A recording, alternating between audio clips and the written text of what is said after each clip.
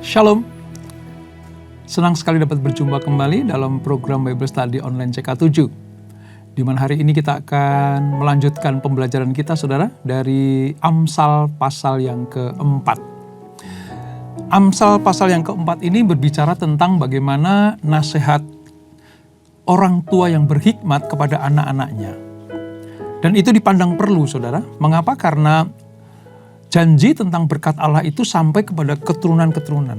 Oleh sebab itu, kebijaksanaan dan hikmat tidak hanya melulu dimiliki orang tua, tapi juga harus disampaikan kepada anak dan keturunannya. Nah, seperti apa hikmat-hikmat dari seorang orang tua kepada anak-anaknya? Sebelum kita membaca dan merenungkan, mari kita datang kepada Tuhan. Kita minta Roh Kudus mengurapi kita. Ajar kami mengerti Tuhan jalan-jalan-Mu,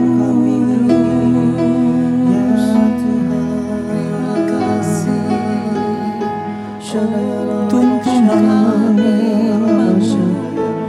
dalam hidupku.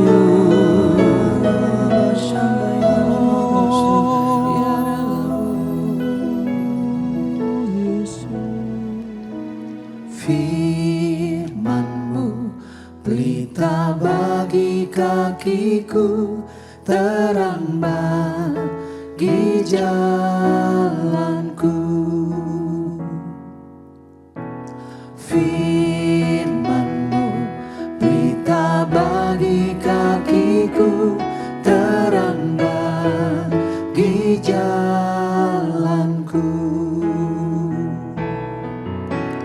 Firman-Mu pelita bagi kakiku, terang bagi jalanku.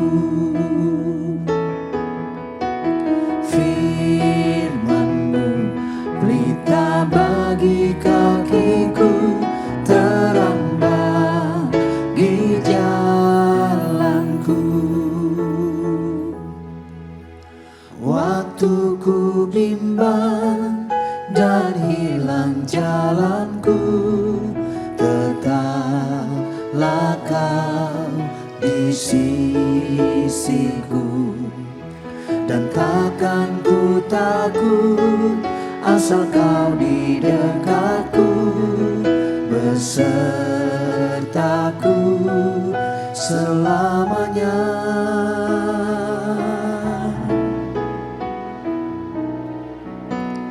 Firman-Mu pelita bagi kakiku, terang bagi jalanku.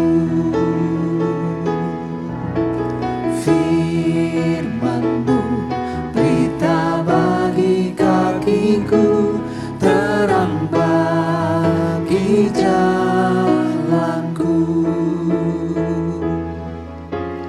Waktu ku bimbang dan hilang jalanku, tetaplah Kau di sisiku.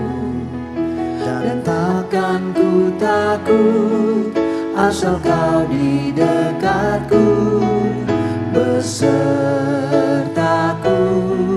selamanya.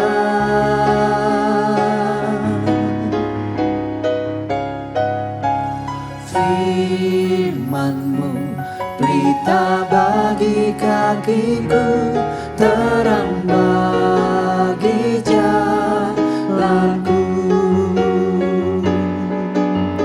Firman-Mu pelita bagi kakiku, terang bagi jalanku.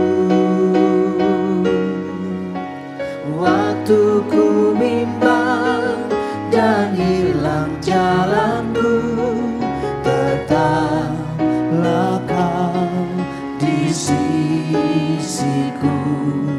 Dan takkan ku takut asal Kau di dekatku, besertaku selamanya.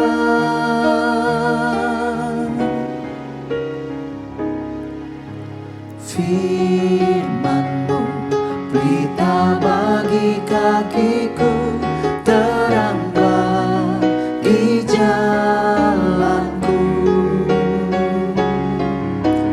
Firman-Mu pelita bagi kakiku, terang bagi jalanku, terang bagi jalanku, terang bagi jalanku.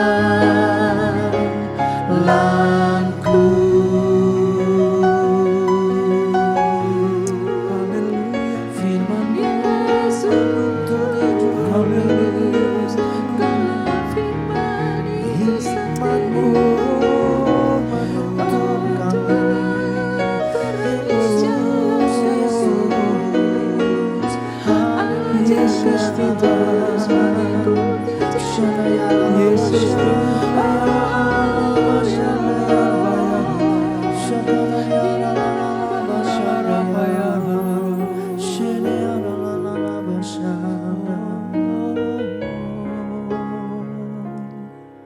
bagaikan bejana siap dibantu, demikian hidupku di tangan-Mu.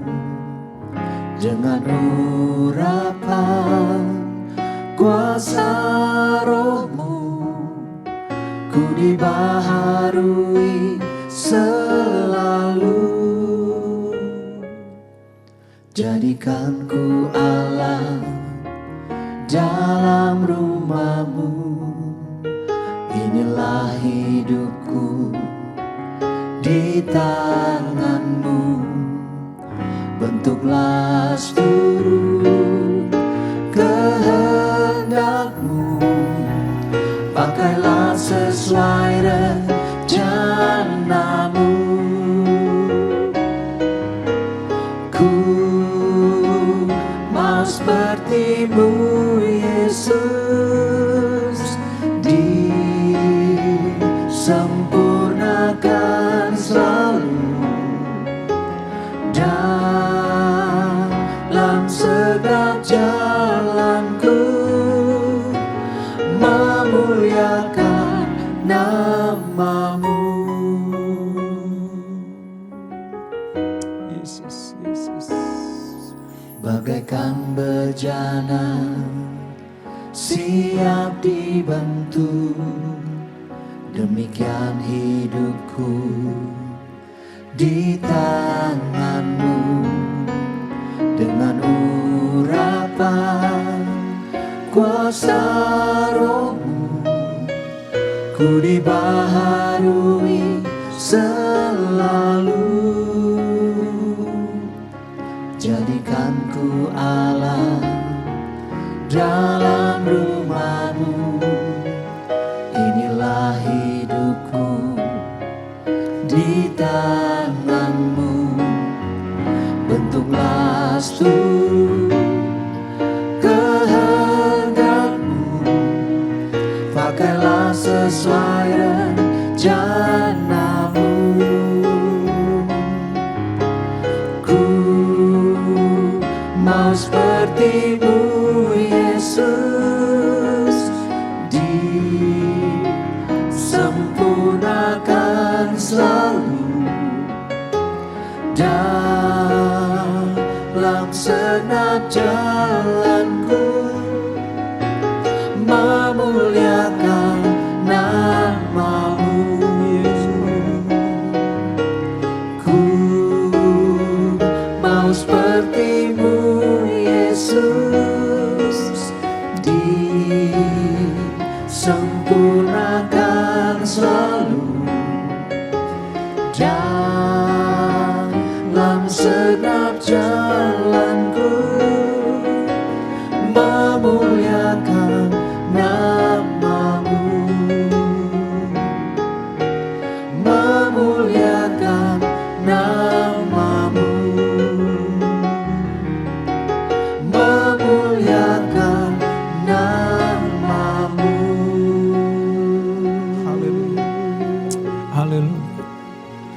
kami mau Tuhan, selama kami menjalani hari-hari kami, hidup kami di dunia ini, kami tetap akan mempermuliakan nama Tuhan.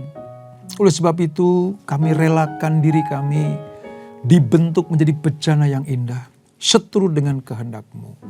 Lewat firman-Mu, lewat pengajaran-pengajaran, lewat teguran-teguran firman Allah, maka kami menjadi bejana yang indah, bahkan permata yang indah bagi hormat kemuliaan nama Tuhan. Sebentar kami akan mempelajari kembali firman-Mu dari Amsal pasal yang keempat. Roh Kudus terangi kami, supaya kami mendapatkan rema-rema di dalamnya, untuk bekal kami melangkah dalam kehidupan ini. Di dalam nama Yesus, mari yang siap diberkati dengan firman Tuhan, sama-sama kita katakan, amin. Kita akan membaca dari Amsal pasal yang keempat, saudara. Alkitab kita Perjanjian Lama halaman sekitar 991. Saya membaca Alkitab terjemahan baru yang kedua. Jadi kalau mungkin ada sedikit perbedaan bahasa, saudara tidak mengurangi arti. Ya, baik. Kita akan membaca Amsal 4 dari ayat 1 sampai dengan ayat yang ke-19 terlebih dahulu. Demikian firman Tuhan. Nasihat untuk mencari hikmat. Dengarkanlah hai anak-anak, didikan seorang ayah dan perhatikanlah supaya engkau beroleh pengertian. Karena aku memberikan ilmu yang baik kepadamu, janganlah meninggalkan petunjukku. Ketika aku masih sebagai anak bagi ayahku, lemah dan sebagai anak tunggal bagi ibuku, aku diajari ayahku, katanya kepadaku, biarlah hatimu memegang perkataanku, berpeganglah kepada petunjuk-petunjukku, maka engkau akan hidup. Raihlah hikmat, raihlah pengertian. Jangan lupa dan jangan menyimpang dari perkataan mulutku. Janganlah meninggalkan hikmat itu, maka engkau akan dipeliharanya. Kasihilah dia, maka engkau akan dijaganya. Permulaan hikmat ialah raihlah hikmat. Dan dengan segala yang kau raih, raihlah pengertian. Junjunglah dia, maka engkau akan ditinggikannya. Engkau akan dijadikannya terhormat apabila engkau memeluknya.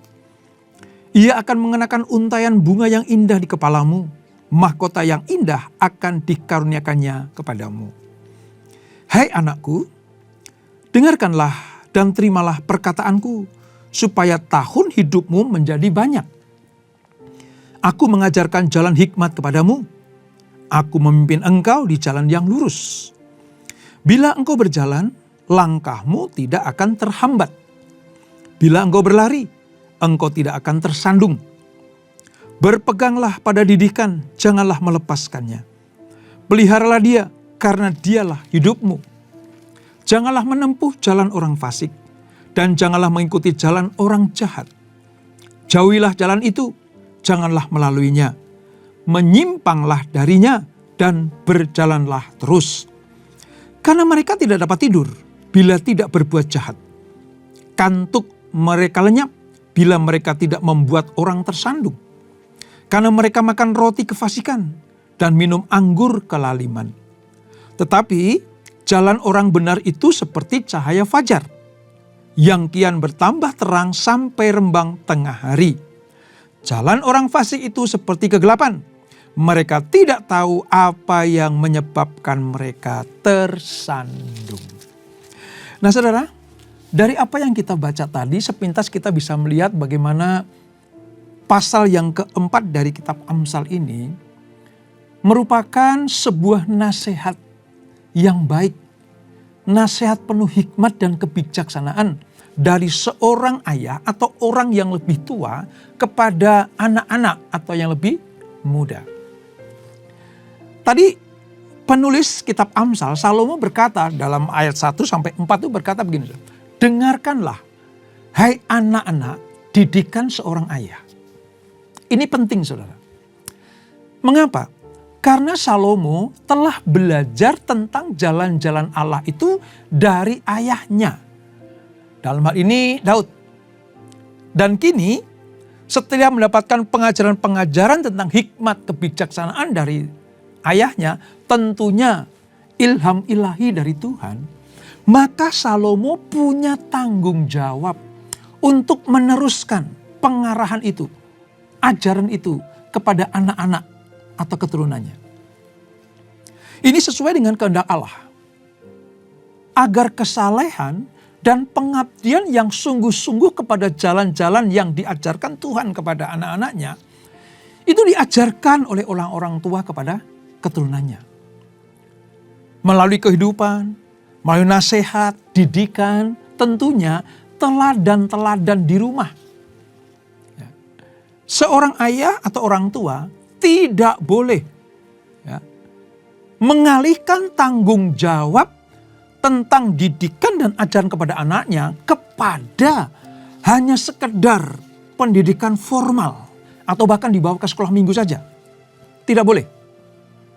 Ya, pendidikan formal itu penting. Anak-anak dibawa ke sekolah minggu itu penting. Tetapi tahukah saudara, orang tua harus mewariskan kehidupan yang benar, kehidupan yang kudus, kehidupan yang penuh dengan kemuliaan kepada anak-anaknya. Jadi jangan hanya bergantung kepada pendidikan formal, yaitu sekolah-sekolah yang anak-anak kita itu kita bawa kepada mereka. Atau juga kepada sekolah minggu saja. Tidak boleh. Dua-duanya penting.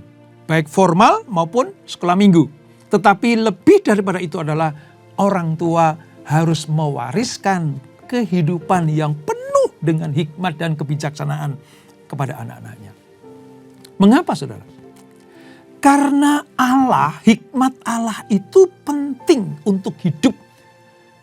Supaya hidup kita, anak-anak kita, keturunan kita, keluarga kita, rekan-rekan kita, itu hidup di dalam kesalehan. Hidup dalam kebenaran. Itulah sebabnya mengapa dipandang perlu Amsal 4 ini mengajarkan kepada kita semuanya. Ayo, sebagai orang tua, menjadi kewajiban dan tanggung jawab kita untuk mewariskan kehidupan yang benar kepada anak-anak kita. Walaupun sebenarnya saudara, hal ini tidak gampang. Tidak mudah. Kenapa? Harus ada kemauan dari dua pihak.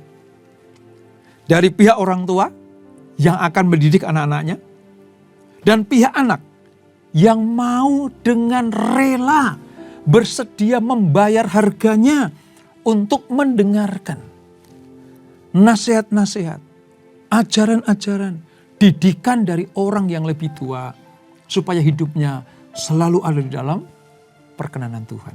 Ini saudara.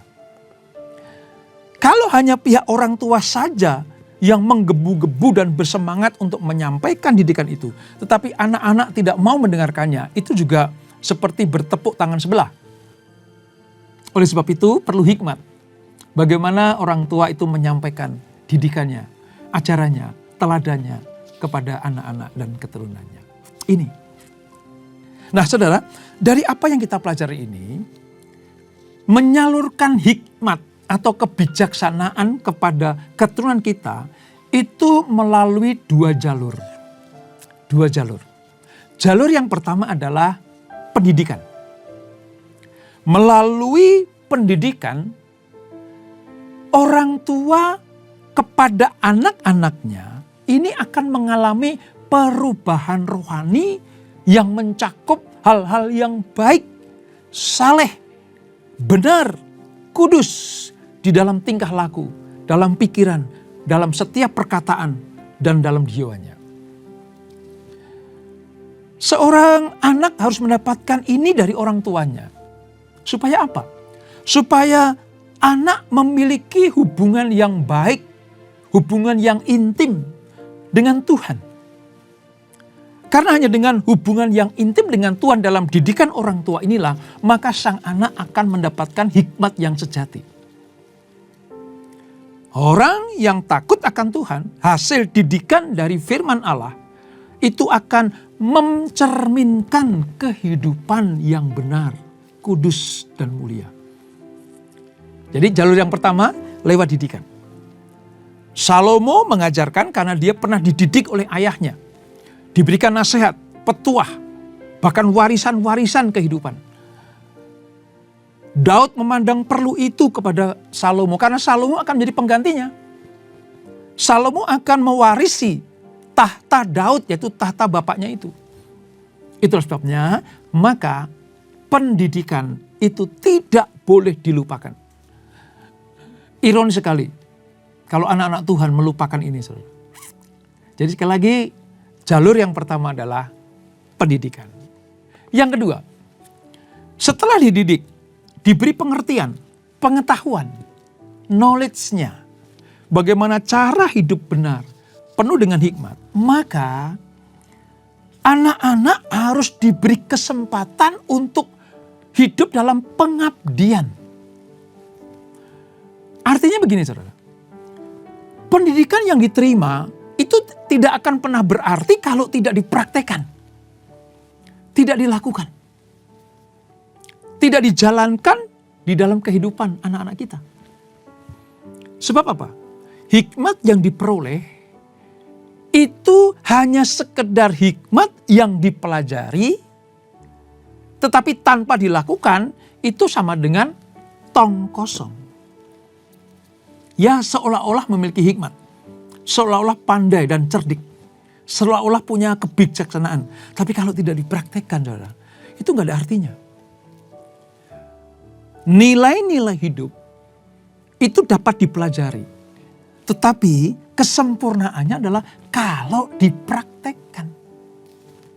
Nah, dalam pengabdian mempraktekkan hikmat dan kebijaksanaan lewat didikan itu, maka seorang anak harus tekun melakukannya. Dia harus mencari seperti seseorang mencari harta karun. Ciri-ciri orang bijaksana itu apa? Belajar dari ajaran-ajaran dan didikan Allah, menerima perintah-perintah Allah, mendengarkan nasihat rohani orang tua dan sesamanya, dan mereka semangat seolah-olah mencari harta karun, permata, emas, perak gitu ya, dengan sungguh-sungguh. Harusnya manusia-manusia Allah, orang-orang Kristen, orang-orang percaya, kalau dia bisa tekun bekerja di dunia ini, tekun belajar di dunia ini, mereka juga harus tekun mempraktekkan apa yang diketahui dan dipelajari.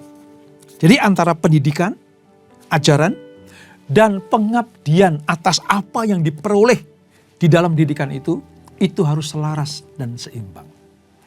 Itulah sebabnya, maka ketika anak-anak Tuhan sudah memiliki pendidikan dan mempraktekkan dalam kehidupannya, dalam pengabdiannya kepada Allah, maka sesungguhnya mereka itu memiliki harta karun yang luar biasa. Ini saudara, di perjanjian lama, di Amsal ini sudah diajarkan. Nah, di perjanjian baru saudara, kita ketahui Yesus Kristus itu adalah perwujudan yang paling unggul dari hikmat Allah. Yesus Kristus yang kita terima sebagai Tuhan dan Juru Selamat, itu merupakan sebuah harta yang tidak dapat digantikan dengan apapun juga. Sebab hikmat dan kebijaksanaan Tuhan Yesus itu adalah Allah itu sendiri. Jadi dalam ini, kalau orang tua, anak-anak atau teruna-teruna atau anak-anak muda percaya kepada Yesus, maka sesungguhnya dia sudah mendapatkan hikmat ilahi itu. Sebab apa? Sebab firman Tuhan itu ya Yesus itu sendiri. Hikmat ilahi itu ya Yesus sendiri. Kebijaksanaan Allah itu ya Yesus sendiri. Jadi dalam hal ini siapa yang mendapatkan pendidikan, didikan, nasihat yang selalu Tuhan Yesus ucapkan dalam firman-Nya, beritakan dalam setiap kabar baiknya, sesungguhnya kita sudah mendapatkan harta karun yang luar biasa. Dan sempurnanya adalah mempraktekkannya. Maka Amsal 4 ini adalah bagaimana keluarga dididik oleh orang tuanya, anak-anaknya, keturunannya akan mendapatkan harta yang terindah. Dan Yesus Kristus harus disampaikan kebaikan Yesus, pengorbanan Yesus, hikmat ilahi dalam diri Yesus itu harus disampaikan kepada anak-anak kita. Dengan demikian, maka kita disebut sebagai anak-anak Tuhan yang penuh dengan didikan Allah, penuh dengan hikmat ilahi, penuh dengan ajaran-ajaran yang benar dari firman Allah. Hidupnya saleh, hidupnya takut akan Tuhan, menjauhi kejahatan, dan kerinduannya adalah memiliki keintiman dengan Tuhan. Ada hal yang menarik saudara, dalam pasal yang keempat ini, kalau kita baca di ayat yang ke-23. Ini sebenarnya ayat favorit, ayat yang sering diucapkan, diambil oleh para hamba Tuhan, ya, pengkhotbah atau yang suka sharing firman Tuhan gitu ya. Ayat 23 bilang begini, Amsal 4 ayat 23. Jagalah hatimu dengan segala kewaspadaan, karena dari sanalah terpancar kehidupan. Nah ini, tadi didikan ini knowledge, pengetahuan, ilmu yang dapat diserap. Sempurnanya adalah dipraktekkan. Nah, mempraktekannya saudara, itu harus dikendalikan oleh hati yang benar. Mengapa begitu? Sebab kalau orang mendapatkan didikan yang baik dari orang tuanya, dari firman yang dia baca, punya keintiman dengan Tuhan, tetapi kalau hatinya tidak benar, maka outputnya, hasilnya juga tidak akan benar. Nah, bagaimana supaya firman yang diperoleh, firman kebenaran kita peroleh, lalu kita ingin praktekkan dalam kebenaran, dikendalikan oleh hati yang bersih, kudus, murni dan tulus itu, maka kita harus menjaga hati kita. Tadi firman pujian kita berkata, bagaikan bejana. Jadi ibarat bejana, kita ini harus diisi oleh sesuatu yang benar, ya, yang murni, bersih, tidak ada kotoran di dalamnya. Gimana caranya? Di hati kita, itu yang mengendalikannya. Mengapa saudara? Mengapa Amsal memberikan sebuah ingatan buat kita semuanya, jagalah hatimu. Sebab hati adalah sumber keinginan dan keputusan. Saudara tangkap baik-baik itu. Hati kita itu adalah sumber keinginan dan keputusan. Bila kita lalai dalam menjaga hati, akan mengakibatkan kita menyimpang dari jalan-jalan yang benar. Sehingga apa? Kita terjebak dalam jerat pembinasaan. Yaitu si jahat itu. Sebab si jahat itu saudara, main di hati juga. Oleh sebab itu jagalah hatimu. Menjaga hati itu harus seperti orang yang menjaga harta benda atau barang sesuatu yang paling berharga dalam hidupnya. Banyak orang tidak mengerti hal ini. Membiarkan hatinya kotor, penuh dengan dengki, penuh dengan dendam, penuh dengan akal busuk, penuh dengan kikir. Ya. Kadang tidak kita sadari. Kita jealous, kita cemburu sama tetangga kita karena dia lebih berhasil daripada kita. Hati kita jadi rusak, hati kita jadi kotor. Ketemu dia, kita nggak menyapa. Kenapa? Karena hati kita ini tidak kita jaga. Maka tepat sekali, kalau ilmu sudah kita dapatkan, pengetahuan sudah kita terima, lalu kita ingin mempraktekkan dengan pengabdian kepada Tuhan, maka yang mengendalikan ini adalah hati kita. Wow. Cerdas sekali. Kitab Amsal ini memberikan pelajaran buat kita semuanya. Oleh sebab itu, hati kita, hati manusia, hati anak-anak Tuhan harus dijaga. Karena hatilah yang mengendalikan hidup kita. Pusat pengendalian sikap dari hidup manusia adalah hati. Dari hati keluar instruksi yang biasanya kita jalankan dengan patuh. Sebab hati adalah saripati hidupan manusia. Hati mencerminkan siapa kita sesungguhnya. Hati tidak bisa berbohong saudara. Namun hati mampu memerintahkan kita untuk berbohong. Coba pelajari ini ya. Hati kita nggak bisa bohong. Orang kalau misalnya berbuat jahat, ya, Itu kadang deg-degan kan, ya, deg-degan. Bersyukurlah kalau saudara mau berbuat salah, deg-degan. Itu artinya hati kita masih bekerja. Belum terkeraskan. Hati kita itu nggak bisa bohong. Tetapi keinginan yang dilandasi atas hati yang tidak benar akan melakukan hal-hal yang jahat, termasuk bohong tadi, dusta tadi. Contoh lagi, hati kita tidak bisa membunuh. Tetapi hati kita sanggup menyuruh tangan untuk membunuh. Jadi dalam ini, hati mengendalikan seluruh organ keberadaan manusia. Ini, hati tidak bisa mencuri. Tetapi hati bisa memerintahkan tangan untuk mencuri. Memerintahkan kaki untuk mencuri. Hati adalah perangkat lunak di dalam otak manusia. Dia yang memprogram kita untuk berbuat seperti apa yang kita putuskan. Itulah sebabnya Amsal dengan tegas, jaga itu, jaga hatimu. Jaga dengan kekudusan, jaga dengan kebenaran. Dengan demikian kita disebut sebagai orang-orang yang bijaksana. Betapa berkuasanya hati, itulah sebabnya firman Tuhan mengingatkan, jagalah hatimu. Itu saudara. Ingat sekali lagi ya. Pintar saja, cerdik saja, pandai saja tidak cukup. Tekun mempraktekkan ilmu saja tidak cukup. Kalau tidak dikendalikan oleh hati yang benar. Oleh sebab itu, kita harus berjalan di dalam kebenaran. Hati kita harus penuh dengan kebenaran. Hati kita harus dibasuh dengan kebenaran. Maka seluruh aspek hidup kita akan disebut sebagai melakukan seluruh kebenaran firman Tuhan. Dan itulah Amsal pasal yang keempat. Kita berdoa. Bapak, terima kasih untuk nasihat firman Allah yang kami pelajari pada hari ini. Amsal 4 mengajarkan bagaimana kami harus mencari hikmat, yaitu lewat didikan orang tua, orang yang lebih senior dari kami, orang yang lebih berpengalaman dari kami, seperti seorang ayah, seorang tua mengajarkan didikan kepada anak-anaknya. Dan Salomo memandang perlu akan hal itu.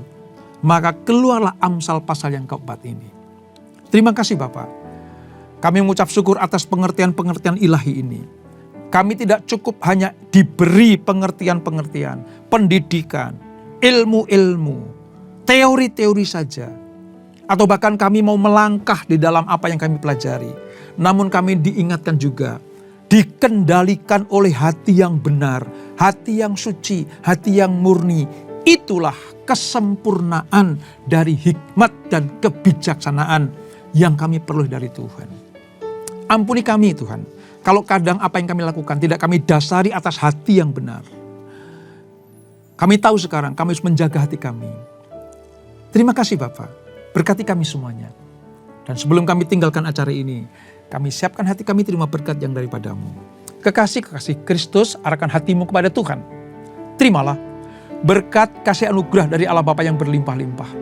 Di dalam anak yang tunggal Tuhan Yesus Kristus. Dan persekutuan yang manis dan Roh Kudus menyertai kita semuanya. Mulai saat ini sampai Maranatha. Yesus datang yang kedua kali menjemput kita semuanya. Bertemu di awan-awan yang permai. Menikmati kemuliaan kekal sampai selama-lamanya. Yang diberkati, sama-sama kita katakan amin, amin, amin. Tuhan Yesus memberkati.